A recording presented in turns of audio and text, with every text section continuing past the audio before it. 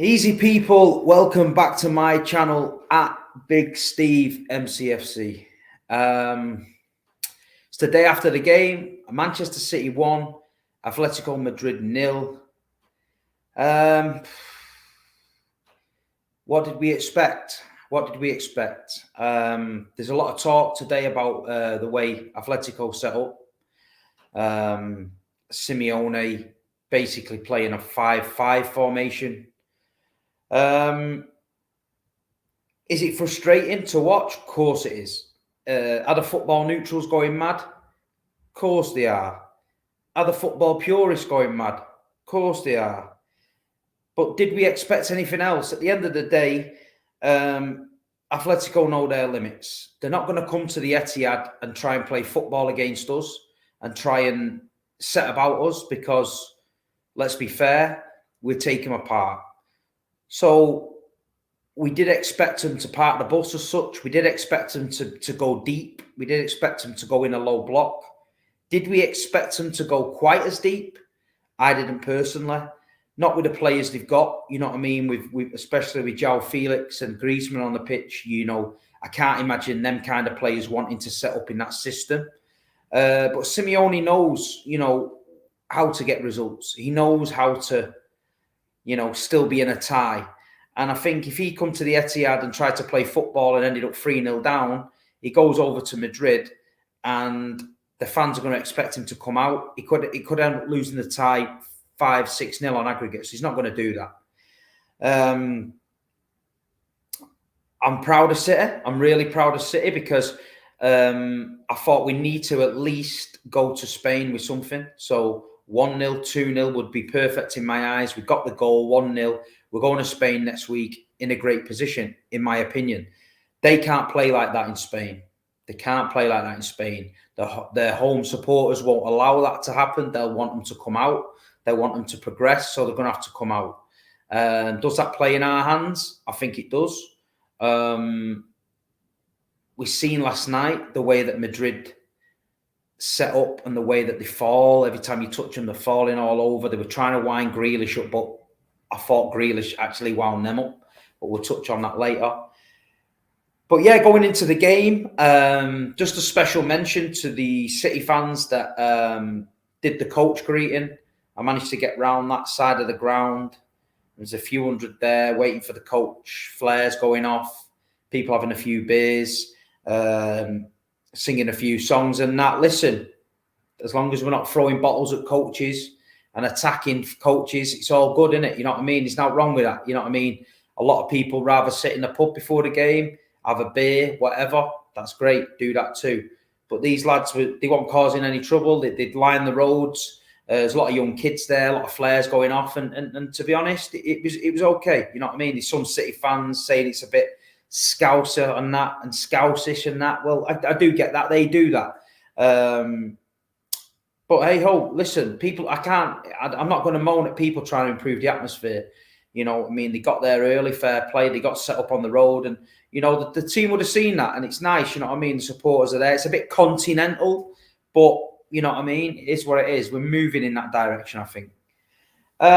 So anyway, the team comes out and I'm looking at the team, bit of a shock. Nathan Ake at left back. Didn't really expect that. Was expecting maybe Zinchenko to come in. Even Stones at right back, Cancelo at left back. But no, Pep threw a curveball in there. Ake at left back. Sterling started. De Bruyne. Gundogan. Rodri. Mahrez. So yeah, Bernardo, it was a good lineup, you know what I mean? Great lineup. And then you're looking at Madrid and they're strong, but obviously, to be honest, their lineup didn't matter because they could have had Messi, Neymar, Mbappe, but setting up like that, you're just neutralising anyone's individual talent to play in a system. But me, I'm not moaning at Simeone. If I'm Simeone and I know in my head the only way you're getting out of this Etihad, still in the tie, is setting up like that, then I'm going to set up like that. That's football. Simeone's won trophies, you know what I mean? He's won a lot at Atletico. He obviously knows how to get the job done. Football's football. It's not always beautiful. It's not always the perfect game. It's not always this free-flowing attacking football that we're used to. sometimes teams come to neutralise. It's just very strange seeing a top team in a Champions League quarter-final coming to the Etihad and setting up like that. I've seen teams come to the Etihad in the Premier League to nick a point, but in a Champions League game, I don't know. We'll soon see in the second leg if it works. But anyway, back to the game. Like you say, it was 5-5. We're up against it. We're controlling the ball. Atletico are rigid. They're cutting out the passes in between the lines. We've basically got John Stones and Laporte on the edge of their box. We're knocking it around side to side. We're not creating too many clear-cut chances.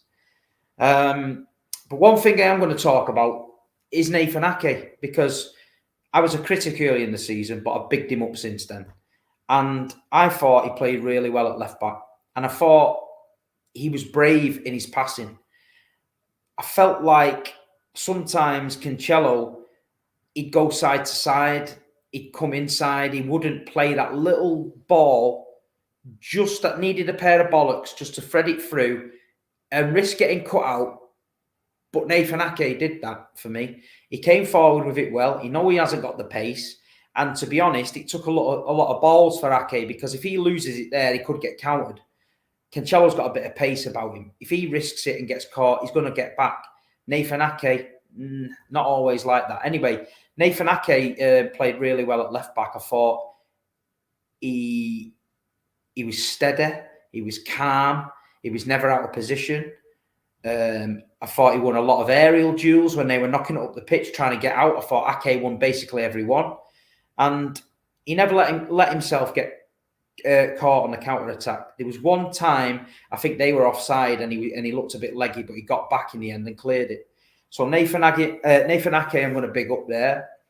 And the game, basically, at half-time, you know what's happening. You know what I mean? There's not a lot happening in the game. City have got control. I'm thinking they're never going to score unless we switch off and let them in on a counter. And they've literally got to stay switched on for 90 minutes. Otherwise, the plan doesn't work. And to be honest, I've got to give credit for Pep for making the substitutions. I think it was 68 minutes or whatever. He made the subs. Jesus, Grealish and Foden came on the pitch. And at the end of the day, we looked a different team then. We looked a different team for me. Soon as we played the ball into Foden's feet that first time, Foden literally spun and was straight on him. And that's what we wasn't doing. We was playing it into feet and people were just laying it back off. They wasn't turning and facing Atletico and putting it on him. I thought Raheem Sterling had a go. He was trying his best down that left-hand side. I thought Mahrez was very, very quiet, really. He was very, very subdued. We wasn't getting the ball spread out wide to him quick enough so we can bring it down and attack that fullback. It was very, very laboured. But as soon as we played that ball, I think it was Rodri into Foden and he turned, that then opens up many channels, because then De Bruyne thinks, right, you're facing me. This is where I want the ball. Put it. And Phil Foden's pass through the kid's legs straight into De Bruyne. And Kevin De Bruyne at the minute, some people early in the season were slagging De Bruyne off, saying that he was stinking out the joint in certain games and no one was mentioning it. But I'm sorry, in all the big games this season, the Derby, Chelsea, Kevin De Bruyne has turned up.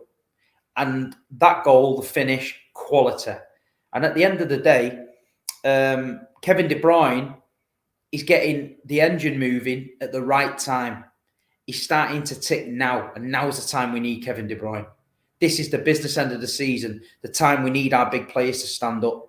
And that goal, I think, last night could prove to be a very, very important goal. And then all of a sudden, we start to get a bit of a grip on the game.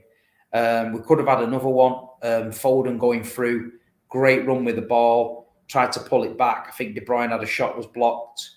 And then Jack Grealish, proper wound them up. They were trying to wind us up, yeah, what happening?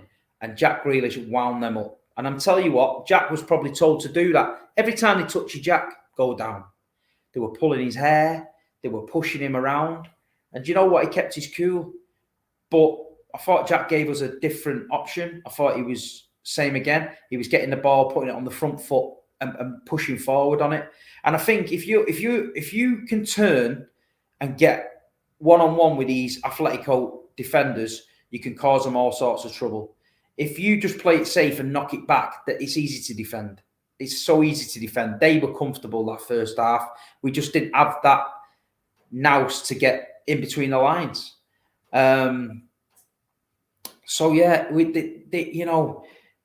it's not pretty to watch, but Simeone's got his own plan. You know what I mean? He tried to shithouse his way to the final. We've seen teams do it before, but not to this level. But the final whistle goes, we're 1-0 up. We're going to Madrid next week, 1-0 up. It's a fantastic position to be in. Are they still in the tie? Definitely. Would they rather be in our position? Definitely.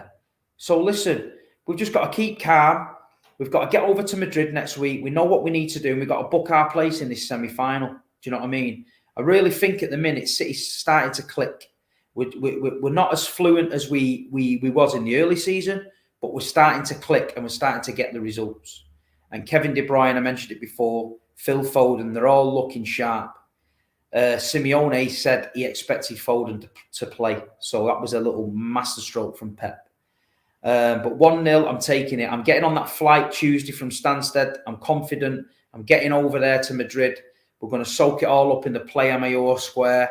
We're going to get the flags up. We're going to show Madrid that the Man City boys are in town. And basically, we just need to come away next. I need to be coming on that flight Thursday back to London, into the semi-final, and ready for the FA Cup semi-final at the weekend. That is the perfect scenario. But please like, share, subscribe onto my channel. We've got my new show, We Are the South Stand, on Mondays at 7:00. We just did the last episode with Luke from MCFC Lads. And before that, the first episode was with MCFC Daps and Luke from Feed the Goat. It's got a great response. A lot of people came up to me yesterday at the Etihad and said they loved the show. It's new to me. It's just an hour of talking about City. I want to get everyone involved in the chat so you guys can talk about it, get in, ask your questions, whatever. So please do get involved next week's show.